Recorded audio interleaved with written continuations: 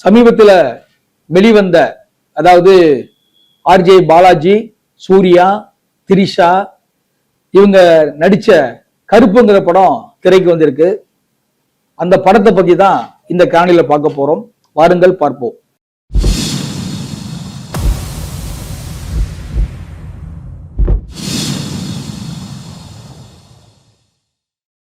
இந்த கருப்பு படம் மே 14 ரிலீஸ் ஆக வேண்டியது. சில பிரச்சனைகளால தள்ளி போய் சமீபத்தில் வெளிவந்திருக்கு. அந்த படத்தை டைரக்டர் யாருன்னா ஆர்ஜே பாலாஜி அந்த படத்தை இயக்கி இருக்கிறாரு. அந்த படத்துல கதாநாயகன் யாருன்னா சூர்யா. அவருக்கு ஜோடிலாம் இந்த படத்துல கிடையாது. திரிஷா நடிச்சிருக்காங்க, நட்டி நடிச்சிருக்காரு. ஆர்ஜே பாலாஜியும் அந்த படத்துல ஒரு வில்லன் வேடத்துல நடிச்சிருக்காரு. அந்த ஆர்ஜே பாலாஜி சுத்தி தான் அந்த கதையை வந்துட்டு இருக்கு. சொல்ல போனா ஆர்ஜே பாலாஜி டைரக்டர் தனக்காகவே அந்த கதையை எழுதியிருப்பாருன்னு என்ன தோணுது. தனக்கு தான் முக்கியத்துவம் கொடுத்திருக்காரு. அந்த படத்தை பார்க்கும்போது பாத்தீங்கன்னா சூர்யா படம் ஆரம்பிச்சு ஒரு 30-40 நிமிஷம் கழிச்சுதான் அவரு திரைக்கே வராரு. அதுக்கு முன்னாடி பூரா ஆர்ஜே பாலாஜி தான் அவருடைய ஆட்டம் தான். அதனால அந்த படம் அவருக்காக எடுக்கப்பட்ட படம். சொல்ல போனா அந்த படத்துல கதாநாயகன் ஆர்ஜே பாலாஜி தான் சொல்லணும். ஆனா படத்துல வில்லன் கேரக்டர் பண்ணிட்டு இருக்காரு. இந்த படத்தோட கதை என்னன்னு பாத்தீங்கன்னா, கேரளால இருந்து ஒரு வயதான ஒரு அப்பாவும் அவங்களுடைய மகளும் அந்த பொண்ணோட அறுவை சிகிச்சைக்காக சென்னைக்கு வர்றாங்க. ட்ரெயின்ல இறங்குறாங்க. இறங்கின உடனே அங்க இருக்கக்கூடிய 2 முகமுடி அணிந்த கொள்ளையர்கள் அவங்ககிட்ட இருந்து அவங்க கையில வச்சிருக்கிற அந்த கைப்பைய பறிச்சுட்டு போயிடுறாங்க. அங்க போட்டுருக்க நகையை புறம் புடுங்கிட்டு போயிடுறானுங்க. அந்த பெரியவர் எவ்வளவு கேட்கிறாரு, எப்பா விட்டுருங்கப்பா, அது எனக்கு வாழ்வாதாரம்ப்பா, என் பொண்ணை காப்பாத்துறதுக்காக அந்த கொண்டு வந்திருக்கேன்ப்பா, தயவுசெய்து பைய கொடுங்க அப்படின்னு கேட்கறாங்க. ஆனா இல்ல, அவங்க விட்டுட்டு அவங்களோட போயிடுறாங்க. அந்த அப்பாவும் பொண்ணும் காவல்துறைக்கு போய் இந்த நடந்த சம்பவத்தை போய் ஒரு கம்ப்ளைண்ட் பண்றாங்க. இந்த கம்ப்ளைண்ட் பண்ண உடனே காவல்துறையினர் ஏற்கனவே அங்க இவங்களை போலீஸ் தமிழ்நாட்டுல எப்படி நடந்துக்குவாங்க அப்படிங்கிறத கொஞ்சம் நாசுக்கா காமிச்சிருக்காரு. அங்க இருக்கக்கூடிய இன்ஸ்பெக்டர் ஒரு லேடி, அவர் அந்த பெரியவரை எப்படிலாம் பேசுவாங்க, கேவலமா பேசுவாங்க. அதெல்லாம் அதுல படத்துல காட்டுறாங்க. ஆனா அந்த கடைசியில பாத்தீங்கன்னா அந்த பொண்ணு நகையை வாங்கி கொடுக்க அப்படின்னு சொல்லி அனுப்பி விடுவாங்க. பிறகு ஒரு 10 குற்றவாளிகளை கூட்டு உட்கார வச்சு, இதுல யாரு ஒரு நகையை திருநது பாரு காட்டு வேண்டுமாங்க. அப்பாவும் பிள்ளையும் பார்ப்பாங்க. இவங்களுக்கு ஒண்ணுமே புரியப்படல. கடைசியில் என்ன பண்ணுவாங்கன்னா, அந்த பெரியவர் அப்பா தயவு செய்து அதை எடுத்தா திரும்ப கொடுத்துருங்கப்பா, என் பொண்ணுக்கு நான் ஒரு ஆப்ரேஷன் பண்ணணும், அதுக்காக நான் வந்திருக்கேன்ப்பா, நகையை கொடுத்துருங்க அப்படிங்கிறாரு.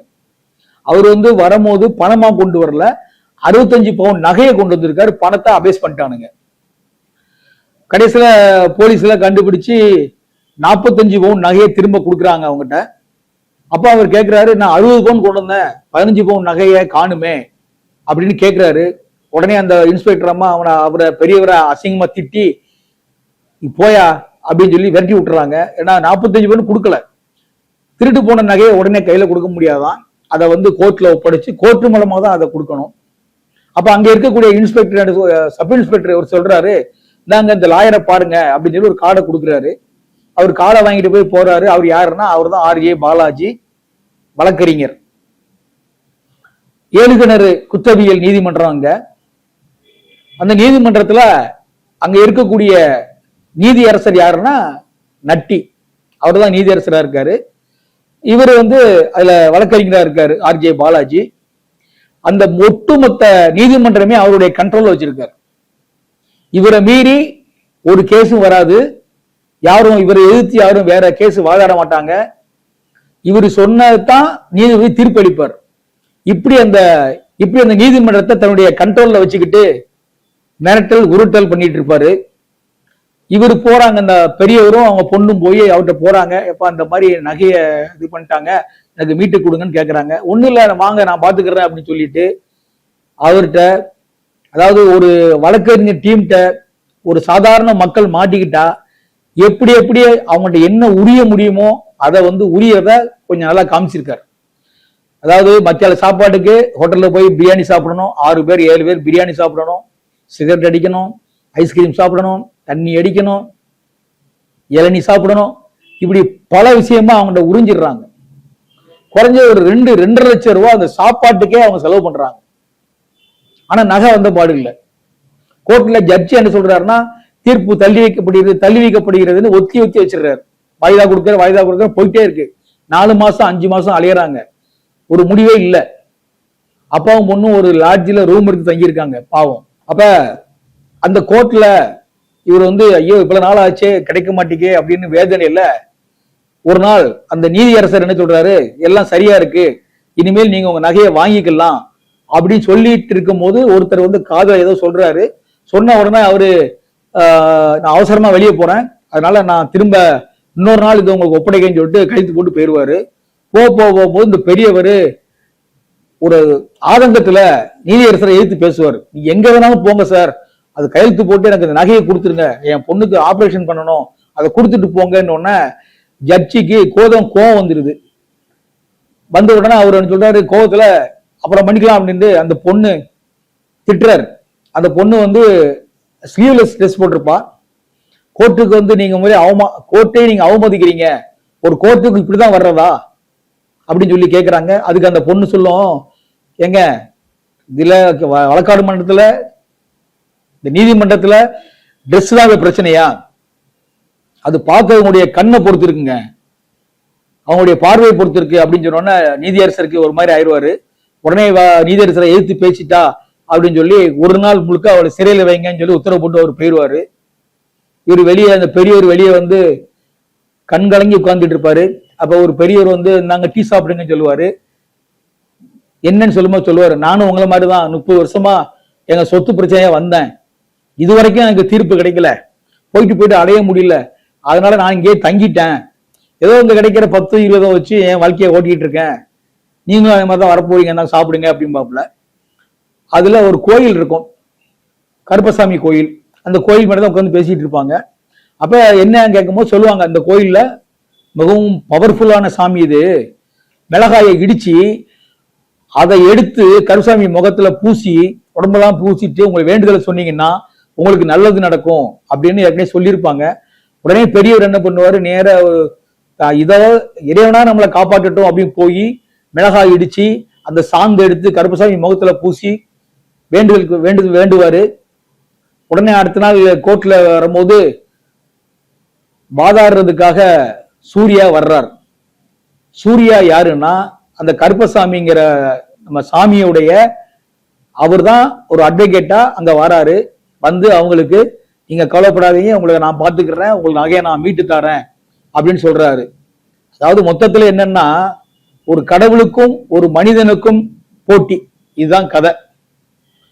அந்த பெரியவர் தன்னை நகையை மீட்டாரா, அந்த தன்னுடைய பொண்ணுக்கு ஆபரேஷன் பண்ணாரா, கடவுள் ஜெயிச்சாரா இல்ல மனிதன் ஜெயிச்சாங்களா, இதுதான் கான்செப்ட்ல அந்த கதையை கொண்டு போறாங்க. படம் வந்து முதல் பாதி படம் பயங்கரமான விறுவிறுப்பு, அடுத்தது என்ன அப்படிங்கிற ஒரு மக்களிடையே ஒரு எதிர்பார்ப்பு வந்துருது. காரணம் என்னன்னா அந்த பெரியவரும் அந்த பொண்ணும் அவங்களதான் அந்த படம் முழுக்க வர்றாங்க. இருந்தாலும் அவங்களுடைய பரிதவிப்பு, அந்த நகையை பறி கொடுத்துட்டு ஸ்டேஷனுக்கு அலையிறதும், நீதிமன்றத்துக்கு அலையிறதும், வக்கீல பாக்குறதும், ஜட்ஜிட்ட கெஞ்சுறதும், இந்த மாதிரி பரபரப்பான சீன் நடக்குதும். சூர்யா வந்து படம் தொடங்கி ஒரு 30 நிமிஷம் 40 நிமிஷம் கழிச்சு தான் உள்ள வாராரு. அதுக்கு முன்னாடி ஆர்ஜே பாலாஜி அவருடைய வில்லத்தனம், அவருடைய கொடூரமான முகம், சிரிச்சு நடிச்சு அவங்களை ஏமாத்துறது, ஜட்ஜி அதுக்கு உடந்த, இப்படி ஒரு கூட்டு களவாணித்தனமா நடத்துறாங்க. இதுதான் கதை போயிட்டு இருக்கு. இப்படி இதேதான், அதாவது இறைவனுக்கும் ஒரு மனிதனுக்கும் நடக்கக்கூடிய போட்டி. இறைவன் வந்து மனிதன் ரூபத்துல வந்து அவரு இவரும் மோதுறாங்க. இதுதான் படம். ஆனா வந்து முதல் ஒரு இடத்துல வந்து சாமி கருப்பு வந்து தன்னுடைய சக்தியெல்லாம் காட்டி சில காரியங்கள் பண்ணுவாரு. ஆர்கே பாலாஜி சத்தியம் வாங்கிடுவார் சூர்யாட்ட, எந்த காலத்திலையும் நீ எந்த போராட்டத்திலையும் உன்னுடைய பவரை காட்டக்கூடாது, நீ மனிதனா இருக்கணும், உன் தெய்வ சக்திகளை காட்டக்கூடாதுன்னு சத்தியம் வாங்குவாரு. அதுக்கப்புறம் என்ன நடந்துச்சு, ஏது நடந்துச்சு, எப்படி அந்த பொண்ணு காப்பாற்றப்பட்டாளா, நகை திரும்ப கிடைச்சுதா, அதுதான் கருப்புங்கிற படம். இந்த கருப்புங்கிற படத்துல சூர்யா வந்து ரொம்ப நாளைக்கு அப்புறம் சூர்யாவை ஒரு ஆக்ஷன் ஹீரோவா ஒரு பிரம்மாண்டமான ஒரு கேரக்டரா வந்திருக்காரு. அவருடைய நடை, உடை, பாவனை, அவர் கருப்பனை நடக்கும்போது சாமியாவே அவர் ஆயிடுறாரு. அவருடைய கடைசியில ஒரு டான்ஸ் ஆடுவாங்க, கருப்பு டான்ஸ் ஆடும் போது என்ன பிரம்மாண்டமான ஆட்டம். அதுக்கு காரணம் என்னன்னா இசை வந்து சாய் அபயங்கர் அவருடைய இசையில அவர் ஆடுற ஆட்டத்துக்கும் அந்த பெர்ஃபார்மன்ஸுக்கும் தியேட்டர்ல வர்றவங்கள நிறைய பேர் ஆட ஆரம்பிச்சிடுறாங்க அப்படின்னு காட்டுறாங்க. ஆனா அந்த அளவுக்கு 2-3 நிமிஷம் அந்த பாட்டு வருது, அப்படிலாம் ஒன்றும் சாமி வர்ற மாதிரிலாம் அந்த படம் ஒன்றும் இல்லை. ஏதோ ஒரு சிலர் ஆடுறாங்க, அதை வந்து பெரிய ட்ரோல் பண்ணி இந்த படத்துக்கு ஒரு ப்ரொமோஷன் மாதிரி அதை பண்ணிட்டு இருக்காங்க. இப்ப அவருடைய இசையில வந்து உண்மையிலேயே நல்லா அருமையா பண்ணியிருக்காரு. இளைஞர், 22 வயசு தான் அந்த அவருக்கு, ஆனா மிக அருமையாக நல்லா பண்ணியிருக்காரு. பாடல்களும் நல்ல பிரமாண்டமா பண்ணியிருக்காங்க. திரிஷாக்கு வந்து அவ்வளவா வேலை ஒண்ணும் இல்லை, ஏதோ வராங்க போறாங்க, வக்கீலா இருக்காங்க. சூர்யா கூட இருந்துட்டு வந்துட்டு போறாங்க, அவ்வளவுதான். அதுக்காக சூர்யாவும் அவங்களும் லவர் எல்லாம் கிடையாது. இவங்க ஒரு வக்கீல், அவங்க ஒரு வக்கீல், 2 பேரும் நட்புறவுல இருக்கிறாங்க, அவ்வளவுதான். ஆனா உண்மையிலே பாத்தீங்கன்னா அந்த படத்துல வந்து மிரட்டுறது வந்து சூர்யாவும் ஆர்ஜே பாலாஜியும் தான். 2 பேருமே போட்டி போட்டு தன்னுடைய நடிப்பை வெளிப்படுத்துறாங்க. சூர்யாவுடைய நடிப்பு அபாரம், அது நம்ம கேட்க வேண்டியதே இல்லை, அருமையா பண்ணுவாரு. ஆர்ஜே பாலாஜியும் குறை வைக்கல. ஒரு வில்லன் எப்படி செயல்படுவாங்களோ, சைலண்ட் கில்லர் மாதிரி அமைதியா இருந்து காட்டுற மாதிரி காட்டி ஒவ்வொரு காரியமும் சாதிப்பாரு. அழகா 2 பேருமே நீயா நானாங்கிற மாதிரி ஒரு போட்டி போட்டு தன்னுடைய நடிப்பை வெளி காமிச்சிருக்காங்க. நீதியரசரா வர்ற நட்டி அவரும் ஒரு சிறப்பான ஒரு நல்ல நடிப்பை கொடுத்திருக்காரு. இந்த படத்துல இன்னும் சொல்ல போனோம்னா அந்த பெரியவரா வர்றாருல இந்திரன், மலையாள நடிகர். தமிழ்நாட்டில் எப்படி நாகேஷ் ஒரு பிரபலமான நடிகரா இருந்தாரோ அதே மாதிரி மலையாளத்துல இந்திரன் வந்து மிகப்பெரிய ஒரு நடிகர். அவர் இந்த படத்துல நடிச்சிருக்காரு. சிறப்பான நடிப்பு. அதாவது ஒரு வயதானவர் தன்னுடைய குழந்தையை கூப்பிட்டுட்டு ஒரு ஊர் மெட்ராஸ் வரும்போது பணம் பறிபோயிடுச்சு, நகை பறிபோயிடுச்சு, அவருடைய ஆக்டிவிட்டிஸ் எப்படி இருக்கும், அவங்க நடவடிக்கை எப்படி இருக்கும், அவங்க முக பாவனை எப்படி இருக்கும், கோர்ட்ல இன்னைக்கு நகை கிடைச்சிடாதா, நாளைக்கு கிடைச்சிடாதா, பொண்ணுக்கு ஆபரேஷன் பண்ணிட மாட்டான்னு ஒரு பரிதவிப்புலாம் மிகவும் அருமையா பண்ணியிருக்காங்க. அதே மாதிரி அவங்க மகாவர்ற நடிகையும் சிறப்பாக பண்ணியிருக்காங்க. நடிப்பு ரொம்ப அபாரம். அவங்க பொண்ணா வர்ற அனகா மாயாரவி சொல்லுவாங்க, வக்கீல்களுக்கு பிரியாணி வாங்கி கொடுத்து 2 லட்சம் ரூபாய் ஆகி போச்சு, அவ்வளவு வக்கீல் சாப்பிட்டு போவாங்க, ஆனா நானும் என் அப்பாவும் இது வரைக்கும் அந்த பிரியாணி என்ன ஒரு வாயில வச்சது இல்லை அப்படிங்க சொல்லும் போது நிச்சயமா அந்த அந்த இடத்துல வந்து உண்மையிலேயே நமக்கு வந்து ஒரு பரிதாபப்படக்கூடிய ஒரு நிகழ்ச்சி தான் அது. அதே மாதிரி இந்த படத்துல இந்த மாதிரி நிறைய பஞ்ச் டைலாக் நிறைய இருக்கு. அதுல முக்கியமா சொல்லணும்னா கோர்ட்டுக்கு வந்தா தண்டனை கிடைக்கும் அப்படின்னு வர்றோம், ஆனா கோர்ட்டுக்கு வர்றதே ஒரு பெரிய தண்டனையா போச்சு நமக்கு அப்படிங்கிற மாதிரி பேசுவாங்க. அந்த மாதிரி நிறைய பஞ்ச் டைலாக் வச்சிருக்காங்க. வசனமும் நல்லா இருக்கு, நல்லா பண்ணியிருக்காங்க. ஆனா என்னன்னா படத்துடைய முன்பகுதி என்ன வேகமா போச்சோ, அதுக்கப்புறம் இடைவேளைக்கு அப்புறம் அந்த படம் எவ்வளவு அதுகோட முதல் பகுதி எவ்வளவு வேகமா போச்சோ, 2ஆம் பகுதி வந்து மிகவும் மெதுவா நடைபோடுது, ரொம்ப ஸ்லோ மோஷன்ல போகுது. முன்பகுதியில காட்டின ஒரு விறுவிறுப்பை பின்பகுதியில காட்ட தவறிட்டார் தான் நினைக்கிறேன் ஆர்ஜே பாலாஜி. கருப்பனை காட்டும் போது அந்த கருப்பனுடைய அதாவது சூர்யாவுடைய முகத்தை க்ளோஸ்அப்பா காட்டுவாங்க. அவருடைய பார்வை, அவருடைய முகம், அவருடைய மீசை, அவருடைய நடை உடை பாவனை எல்லாமே மிக சிறப்பாக தத்ரூபமா பண்ணியிருக்காங்க. அதே மாதிரி பாத்தீங்கன்னா அந்த லியோ படத்துல ஒரு காட்சியை உள்ள கொண்டு வராங்க. அது மாதிரி சில படங்கள்ல ஒரு வசனங்கள்லாம் அப்படியே ரிப்பீட் ஆகிற மாதிரி இருக்கு, காட்டுற உள்ள கொண்டு வராங்க. இந்த லியோ படத்துல வர்ற சீன் அதை அப்படியே விஜய் இருக்கிற இடத்துல சூர்யா வச்சு காட்டுறாங்க. இப்படி சில இடத்துலலாம் வருது. ஆனா கதை வந்து ஒரு இன்னொரு படத்தோட ஓஎம்ஜி அப்படிங்கிற படத்தோட கதையை நாட்டு தான் எடுத்து பண்ணியிருக்காரு ஆர்ஜே பாலாஜி அப்படிங்கிறாங்க. ஆனா மிகவும் பரபரப்பா எதிர்பார்ப்பா பேசப்பட்ட படம். தியேட்டர்ல நல்லதா இருக்கு, மக்கள் ரசிக்கிறாங்க, விரும்பி வராங்க போறாங்க. ஆனா அந்த படத்தை ஒரு தடவை தான் பார்க்க முடியும், அதுக்கு மேல நம்மளால பார்க்க முடியாது. அந்த அளவுக்கு தான் படத்தோட இது இருக்கு. இதுல இன்னொன்னு என்னன்னா கோர்ட்ல வந்து மிகவும் அந்த ஏழுகிணறு நீதிமன்றம் வந்து பரபரப்பா இருக்கும். இன்ட்ரோலுக்கு முன்னாடி பாத்தீங்கன்னா மக்கள் வெள்ளம், வக்கீலுடைய கூட்டம் அப்படி இருக்கும். ஆனா சூர்யா என்ன பண்ணுவார்னா கோர்ட்ல யாருமே பொய் பேசக்கூடாது அப்படிங்கிற ஒரு மாதிரி ஒரு இதை போடுற உடனே அந்த கோர்ட்ல நம்ம ஆர்ஜே பாலாஜி வாதாடும் போது பொய் பேச வரும்போது அவர் வாய் கொளரும், வாய் கோணிட்டு போகும், உண்மையை தான் பேசுவார். சில சம்பவங்களை காட்டுவாங்க.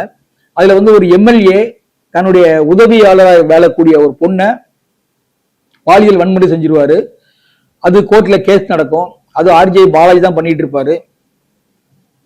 அவர் சில தவறான பொய்யான சாட்சியை காட்டும் போது இவர் அந்த கேஸ் வரும்போது பொய் சொல்லும் போது அவர் வாய் கோணும். நேர போய் கூண்டுல போய் அவரு காலில் ஆபரேஷன் பண்ணிருக்காரு அப்படின்னு வேஷ்டி எல்லாம் இழுப்பாரு. ஜட்ஜை பார்த்து சொல்லுவாரு, நீ நீ எப்படி ஜட்ஜா வந்து எனக்கு தெரியும், நீ எவ்வளவு லஞ்சம் வாங்கின என்ன பண்ணிக்க, அவரை பத்தி சொல்லுவாங்க. இதெல்லாம் கொஞ்சம் நெருடலா இருக்கு. அதுக்கப்புறம் கோர்ட்டு பாத்தீங்கன்னா கோர்ட்டு அமைதியாயிரும். யாருமே கோர்ட்டுக்கு வரமாட்டாங்க.